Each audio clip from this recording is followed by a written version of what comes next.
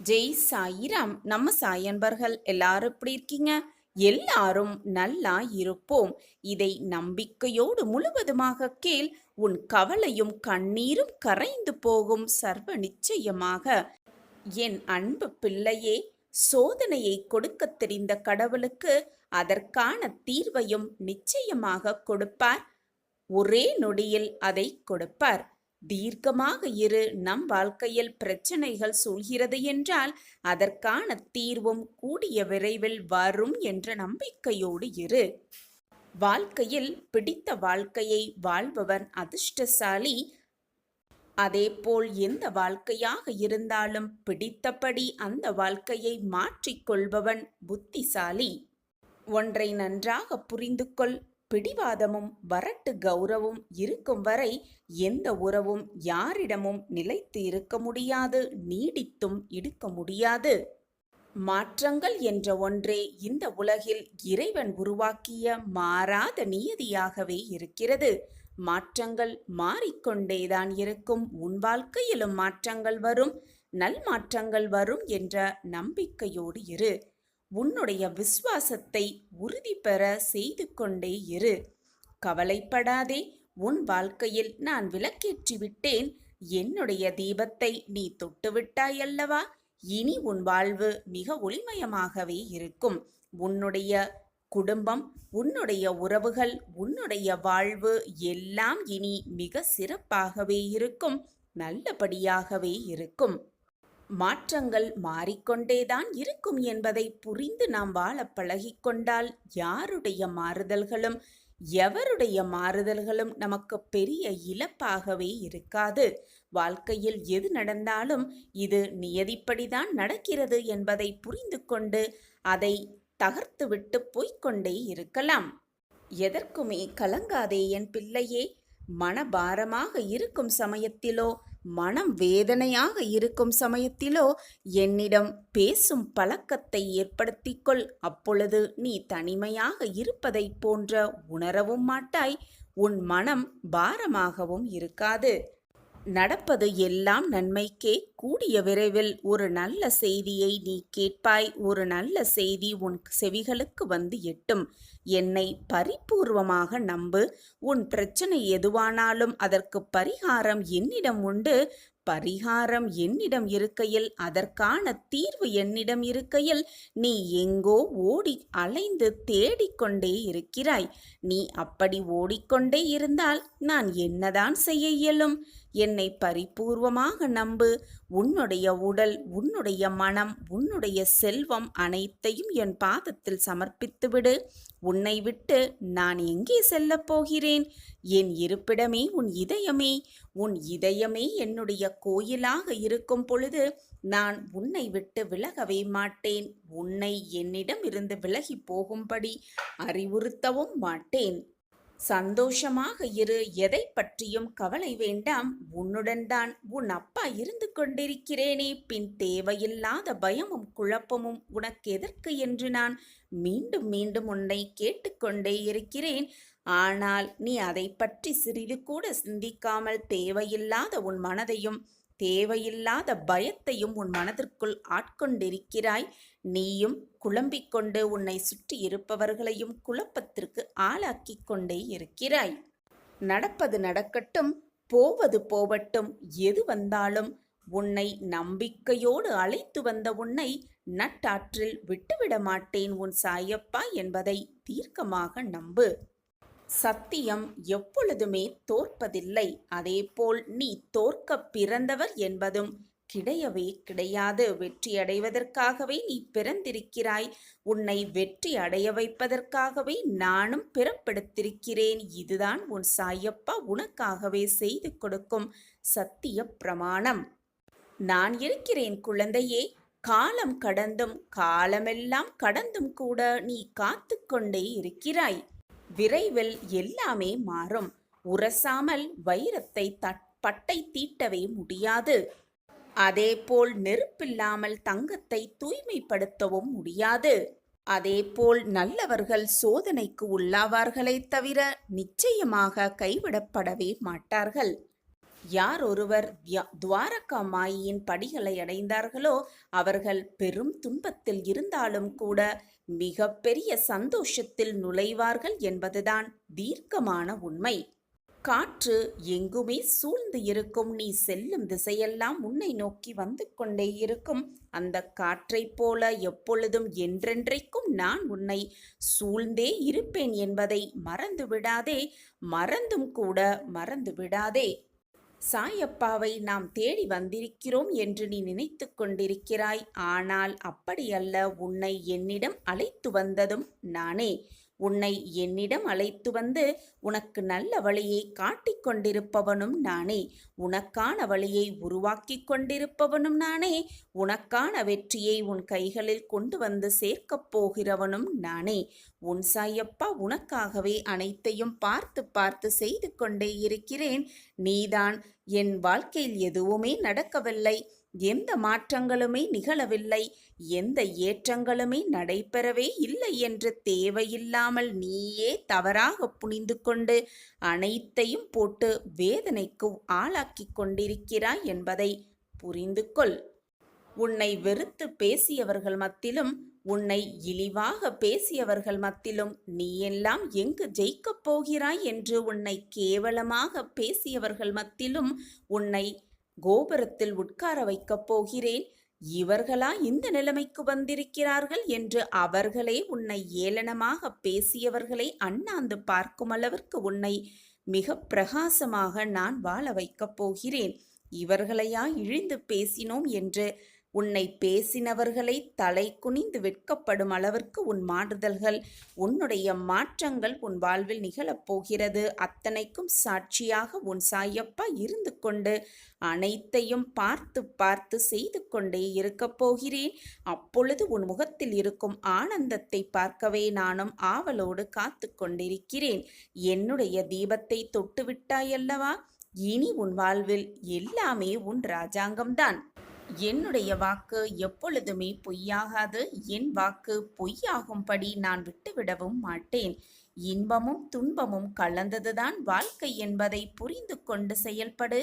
நம் வாழ்க்கையிலும் எல்லாம் மாறும் என்ற நம்பிக்கையோடு இரு. என்னத்தான் காரணமாக இருக்கும்? என் வாழ்க்கையில் ஏற்றங்கள் எதுவுமே நிகழவில்லையே.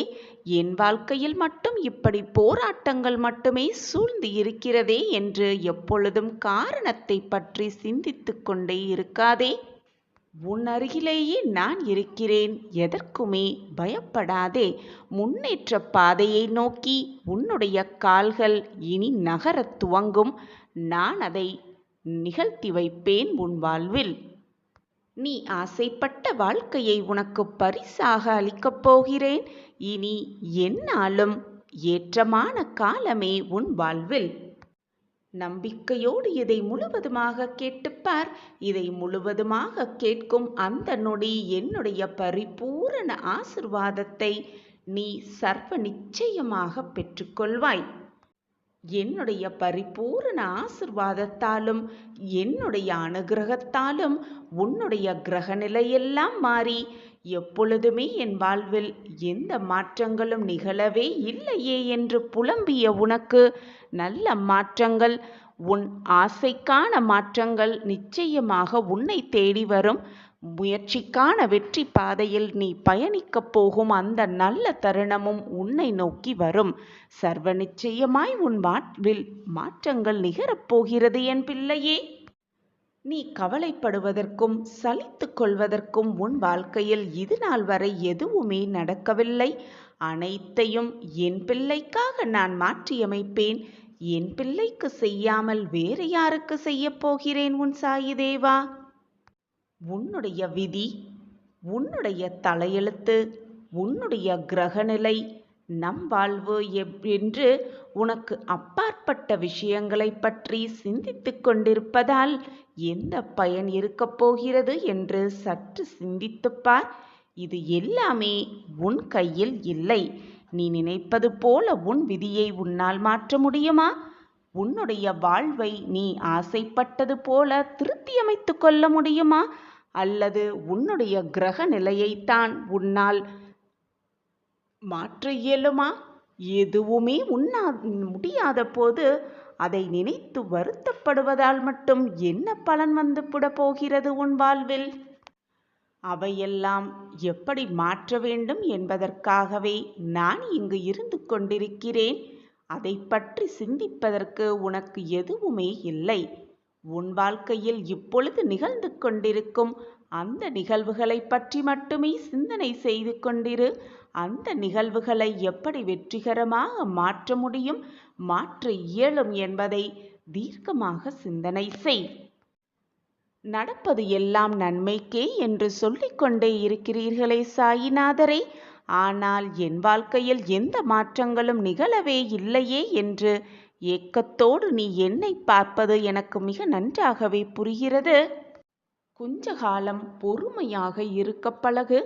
உன்னை தாக்கும் மிக அதிகமாக போராட்டத்தினால் மனம் வருந்தி நீ கவலைப்பட்டு கொண்டே இருக்கும் இந்த நேரத்தில் நானும் அந்த போராட்டம் உன்னை மிக அதிகமாக தாக்காமல் இருக்க நானும் அதனோடு போராடி கொண்டுதான் இருக்கிறேன்.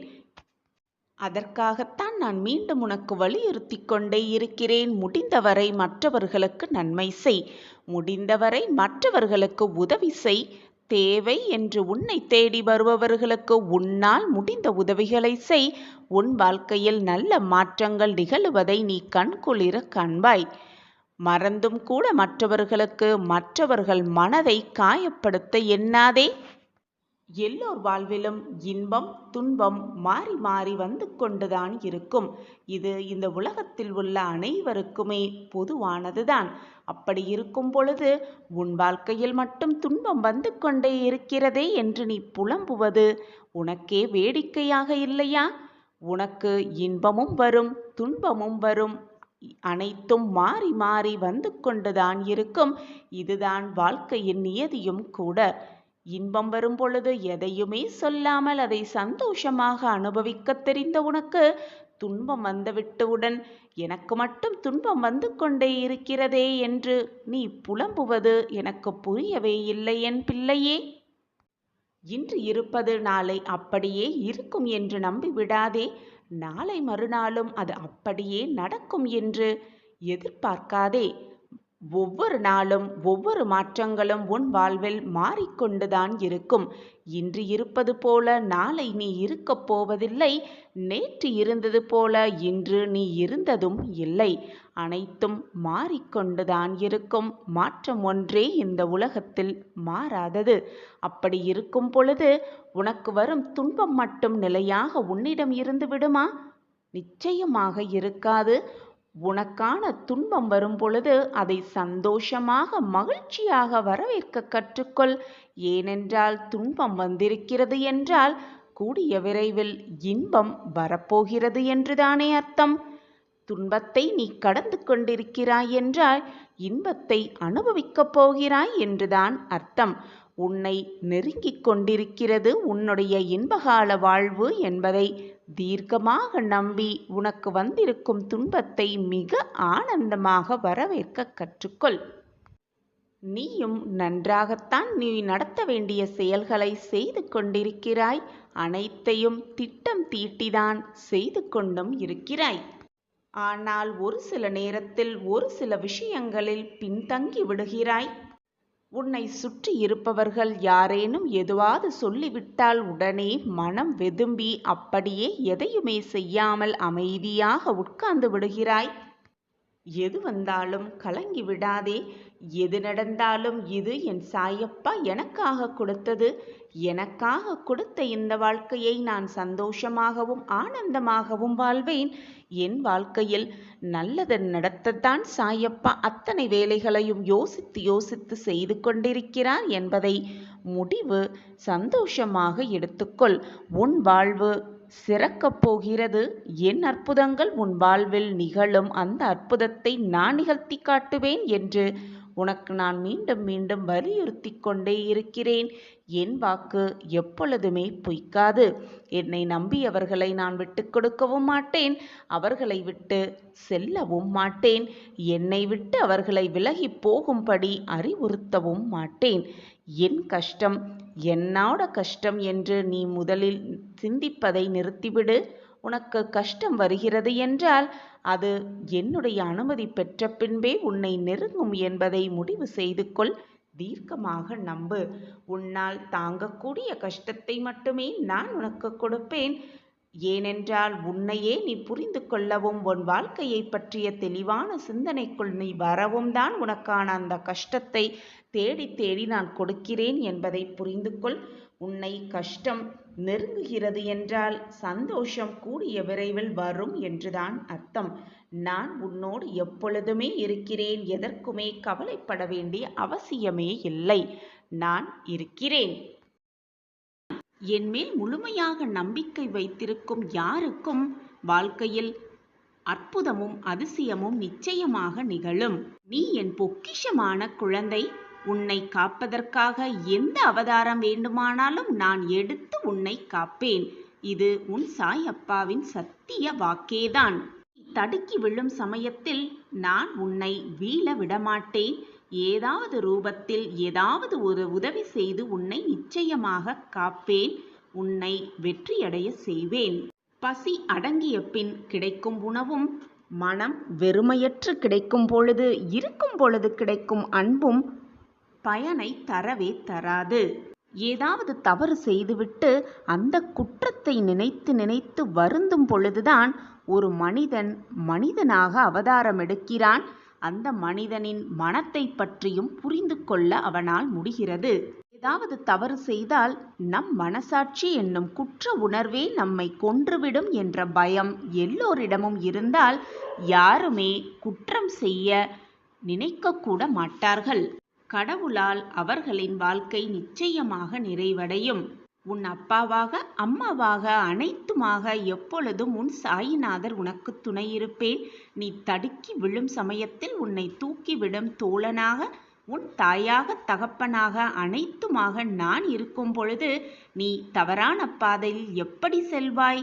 உரிமையில்லாத உறவும், உண்மையில்லாத அன்பும், நேர்மையில்லாத நட்பும், அது மட்டும் அல்லாமல் நம்பிக்கை இல்லாத வாழ்க்கையும் எப்பொழுதுமே நிரந்தரமே இல்லை என் குழந்தையே. இதை முழுவதுமாக நன்றாக புரிந்து கொண்டு உன் வாழ்க்கையில் செயல்படு.